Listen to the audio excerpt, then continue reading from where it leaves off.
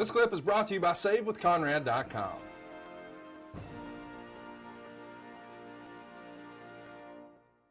So around this time as well, Edge is the main eventer of the WWE Hall of Fame. We know later on he's going to return to the company, but you had to be proud, Kurt, to see him inducted. He mentioned you in a speech, so that had to be a highlight, right? That was cool that they mentioned me in his speech. But I was a big part of his past. But Edge deserved the Hall of Fame. You know, he got his career taken away from him way too early. And I think that WWE thought that he was done with his career. And they inducted him into the Hall of Fame. And eventually he came out and, you know, was able to bounce back. And, you know, something happened with his neck. I don't know if it was the surgery or what was going on. But, you know, when he retired, there was a reason he retired, because he wasn't able to wrestle. He wasn't able to pass a physical.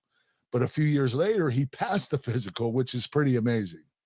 It's incredible to see all these guys now passing physicals, able to get back in the ring. Especially today, you know, with all the lawsuits and everything, you would think the company would be a little more conservative about bringing them back. But at the same time, as long as they pass the physical, they're willing to put them out there. As long as they're cleared, right? They got the doctor sign off. So speaking of former Kurt Angle opponents that are making big returns or making the headlines, Brock Lesnar returns to the WWE around this time, the night after WrestleMania, after all his issues with the company, lawsuits, etc.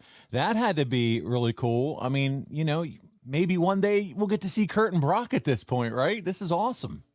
Well, yeah, you know, it showed promise that, you know, they can possibly bring me back eventually.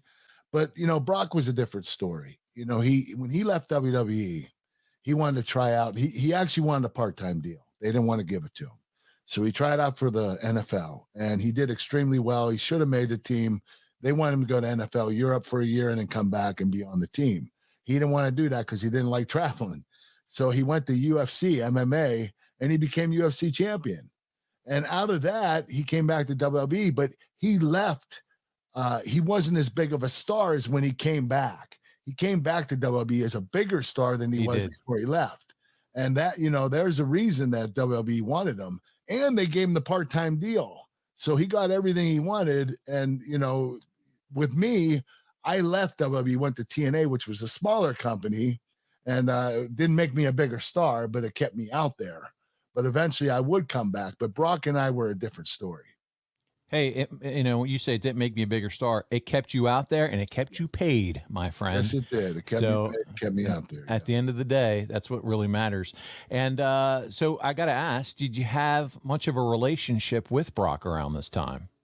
We would talk every once in a while. We weren't really that close. You know, in the wrestling business, when you leave companies, you most likely are not going to contact them much at all, if ever. So, you know, you go home to your family, you meet new people, you go to a new company, have new friends.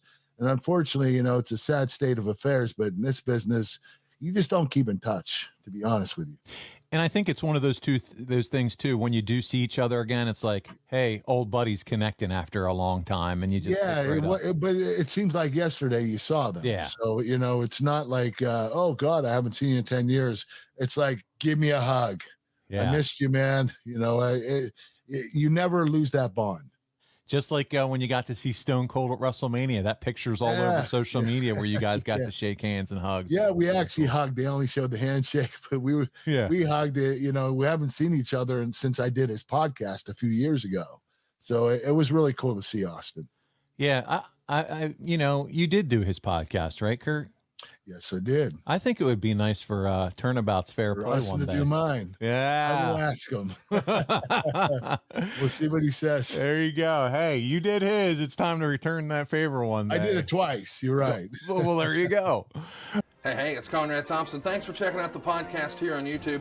Be sure to hit the subscribe button and the notifications bell so you get a notice anytime we upload some new content. And go save yourself some money right now. If you're in a 30-year loan or you have credit card debt, it's not a matter of if I can save you money. It's a matter of how much. Find out right now for free at SaveWithConrad.com.